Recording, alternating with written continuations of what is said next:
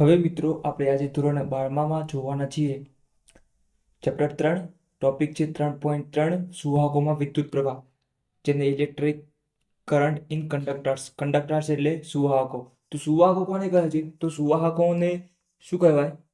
સુવાહકો તો જેમાં વિદ્યુત પ્રવાહ પસાર થઈ શકે તેને સુવાહકો કહે છે. અને બીજું છે અવાહકો.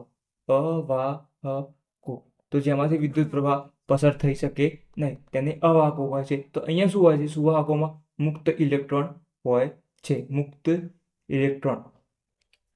ત્યાર પછી ધાતુ, અહીંયા એક અણુ પરમાણુની વાત કરી લઈએ. અણુ પરમાણુ, અણુ અથવા પરમાણુ. તો પરમાણુ શું હોય? પરમાણુમાં એક એચ જ હોય. જ્યારે બે એચ થાય, એચ પ્લસ એચ, તો એને H2 વડે દર્શાવાય. શાના વડે? H2. તો આને શું કહે છે? અણુ કહે છે. તો પરમાણુમાં શું હોય છે? જ્યારે અહીંયા અહીંયા કેન્દ્ર હોય છે ન્યુક્લિયસ. ન્યુક્લિયસમાં શું હોય? ન્યુક્લિયસ જેમાં પ્રોટોન પ્લસ અને ન્યુટ્રોન હોય છે. જ્યારે અહીંયા જે બાહ્યતમ કક્ષામાં શું હોય છે? ઇલેક્ટ્રોન. અહીંયા ઇલેક્ટ્રોન હોય છે. તો આ બંને વચ્ચે શું થતું હોય છે?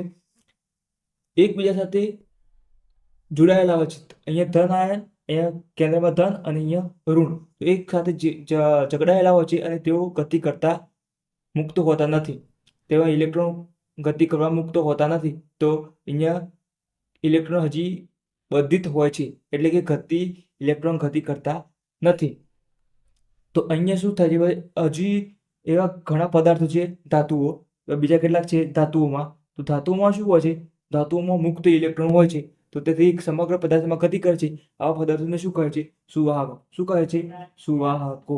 તો તમારે શું યાદ રાખવાનું છે? ધાતુઓમાં મુક્ત ઇલેક્ટ્રોન હોય છે, તો તે ગતિ કરતા હોય છે, તેથી તેમને સુવાહકો કહે છે. જ્યારે અણુ પરમાણુમાં અહીંયા ઇલેક્ટ્રોન હોય છે, અહીંયા કેન્દ્રમાં પ્રોટોન અને ન્યુટ્રોન હોય છે, તે બધી અવસ્થામાં હોય છે અહીંયા ઇલેક્ટ્રોન, તો અહીંયા ગતિ કરવા શક્ય નથી. તો અહીંયા શું હોય છે?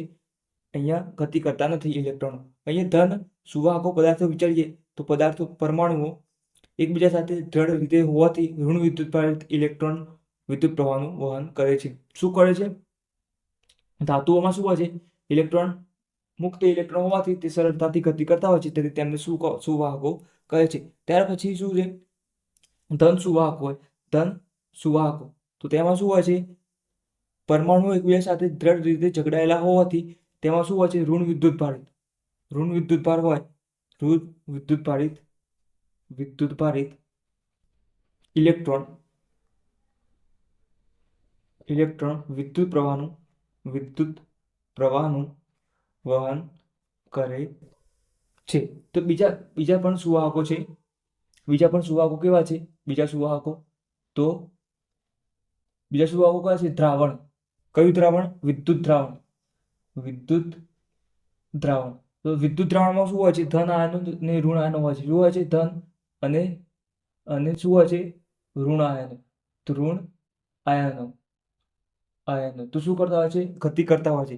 શું કરતા? બંને ગતિ કરતા હોય છે. અહીંયા શું હોય છે? ધન આયનો અને ઋણ આયનો બંને ગતિ કરતા હોય છે. હવે બંને ગતિ કરતા હોય, પણ અહીંયા ફક્ત તમને ખબર છે કે ઇલેક્ટ્રોન એટલે ઋણ વિદ્યુત ભારિતના લીધે પ્રવાહ રચે છે. તો ઋણ વિદ્યુત ભારિત ઇલેક્ટ્રોનના જ કારણે શું થતું હોય છે? પ્રવાહ રચાતો હોય છે. પ્રવાહ રચાય છે. આ થઈ ગયું. હવે અહીંયા જુઓ, કોઈ અહીંયા તમે ઘરમાં જે ઇલેક્ટ્રિક, તમારા ઘરમાં જે વાયર જોડાણ થયેલું હોય છે ઘરમાં, તો તાર તમે સાઈડ પર જોશો તો અહીંયાથી આ રીતના ગોળ દેખાતો હશે. ગોળ અહીં તાર હશે, એકદમ પાતળો જાડો બતાવેલો છે. હવે અહીં તમે બેટરી કે કશું જોડતા નથી, તો અહીંયા ધન આયનો અને ઋણ આયનો હોય જ છે. ધન આયન અને ઋણ આયન હોય જ છે. શું હોય છે? ધન આયન અને ઋણ આયન હોય જ છે. તો અહીંયા ગતિ કરતા હોય છે, કારણ કે ઇલેક્ટ્રોન પાસે પોતાની ઉષ્મીય ઉર્જાને કારણે ગતિ કરતા હોય છે. કેટલાક આમ ગતિ કરતા હોય છે, જમણી બાજુ ગતિ કરતા હોય છે. પરિણામે એ સ્થાયી ઇલેક્ટ્રોન પણ હોય છે. અહીંયા જડિત આયનો પણ હોય છે. જડિત આયનો, ધન આયનો. તો એ એકબીજા સાથે અથડામણ થાય છે. તો અમુક ઇલેક્ટ્રોન શું કરતા હોય છે? જમણી તરફ ગતિ કરતા હોય છે, તો અમુક ઇલેક્ટ્રોન ડાબી તરફ ગતિ કરતા હોય છે. તો માની લો અથડામણને કારણના પહેલાના ઇલેક્ટ્રોનો અને અથડામણ બાદના ઇલેક્ટ્રોનો, તો અહીંયા શું થતા હોય છે? માની લો કે અહીંયા 5 ઇલેક્ટ્રોન જમણી બાજુ જાય છે, તો એને ધન કહી દઈએ. દિશામાં અને આ ડાબી તરફ 5 જતા હોય છે, તો પરિણામે સરવાળો તમે કરો તો 5 - 5 તો શું થઈ ગયા છે? 0 થઈ જાય છે. તો અહીંયા વિદ્યુત પ્રવાહ રચાતો નથી. તો I = 0, કારણ કે અહીંયા ઇલેક્ટ્રોન જે હોય છે વાહકના અંદર એ એક જ દિશામાં ગતિ કરતા હોતા નથી, તો પરિણામે એ વિદ્યુત પ્રવાહ જોવા મળતો નથી.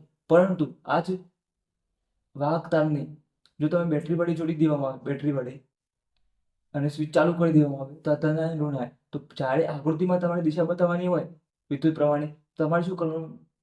જમણી બાજુથી તીર બતાવવાનું. પણ વાસ્તવમાં ઇલેક્ટ્રોનની શોધ થયા પછી ઇલેક્ટ્રોન ગતિ કરતા હતા, તો અહીંયા ઇલેક્ટ્રોનની દિશા જે નાનો ભાગ છે ઋણ, ત્યાંથી ગતિ કરતા હોય છે. તો હવે જ્યારે તમે બેટરી ચાલુ કરો છો તો શું થતું હોય છે?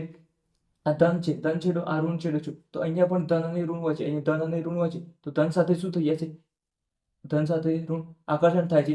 જ્યારે ઇલેક્ટ્રોન અહીંયાથી ગતિ કરતા હોય છે, ઇલેક્ટ્રોન આપણે દિશા બતાવવાની છે, ધનથી ઋણ તરફની દિશા બતાવશું. શું બતાવશું? ધનથી ઋણ તરફની દિશા બતાવશું. તો અહીંયાથી આ બાજુની દિશા બતાવશું. તો અહીંયા ધન તરફના ઇલેક્ટ્રોન ગતિ કરતા હોય છે. તો અહીંયા ધન સાથે ઋણ, અહીંયાથી શું થશે? ઇલેક્ટ્રોન ગતિ કરાવવાના હોય છે. તો અહીંયા ધન આયનો ક્યારે ગતિ કરશે? તો અહીંયા ધન સાથે અપાકર્ષણ થશે. તો અપાકર્ષણ થશે તો અહીંયા ધનના જેટલા ઇલેક્ટ્રોન હશે એ બધા કઈ આ છેડે જતા રહેશે, ડાબા તરફ જતા રહેશે. એ ધન છે તો અહીંયા ધન અપાકર્ષણ થાય. અપાકર્ષણને કારણે ધન વિદ્યુત ભારો આ બાજુ જતા રહેશે અને ઋણ વિદ્યુત ભારો આ સાઈડ આવી જશે, કારણ કે આ બંને વચ્ચે અપાકર્ષણ થશે, આકર્ષણ થશે. ધન અને ઋણ વચ્ચે આકર્ષણ થશે. તેવી જ રીતે ઇલેક્ટ્રોન છે, ઇલેક્ટ્રોન અને ધન વચ્ચે શું થશે? આકર્ષણ થશે. એટલે આ અહીંયા ઋણ છે તો અહીંયા ઋણ ઇલેક્ટ્રોન નહીં જોવા મળે, કારણ કે અહીંયા ધન જોવા મળશે. તો ધન વચ્ચે શું થાય? ધન અને ઋણ વચ્ચે આકર્ષણ. તો અહીંયા ખેંચાઈ જશે ને અહીંયા ખેંચાઈ જશે. તો અહીંયા ધન વિદ્યુત ભારો ગતિ કરતા જોવા મળશે. હવે ઇલેક્ટ્રોન શું કરશે? એક જ દિશામાં ગતિ કરતા જોવા મળશે. માની લો કે ધનથી આપણે જોઈએ તો ધન ઇલેક્ટ્રોન આ બાજુ ગતિ કરે, અથવા ઋણ ઇલેક્ટ્રોન જોઈએ તો ઋણ ઇલેક્ટ્રોન એથી ડાબી તરફ ગતિ કરતા હોય છે. પરિણામે શું કરતા હોય છે? ઇલેક્ટ્રોન એક જ દિશામાં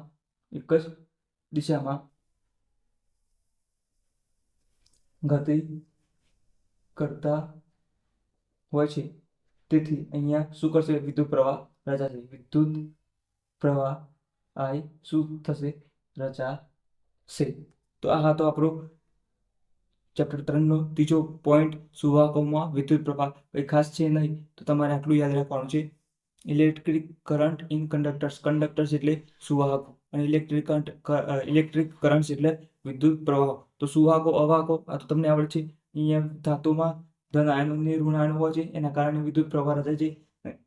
મેન કારણ શું છે? તો ઇલેક્ટ્રોનના વહનના કારણે વિદ્યુત પ્રવાહ રચાતો હોય છે. અહીંયા જો તમે બેટરી કે વિદ્યુત ક્ષેત્ર ના આપો તો અંદર ઇલેક્ટ્રોન પાસે પોતાની ઉષ્મીય ગતિના કારણે અથડામણનું પરિણામે શું થાય છે?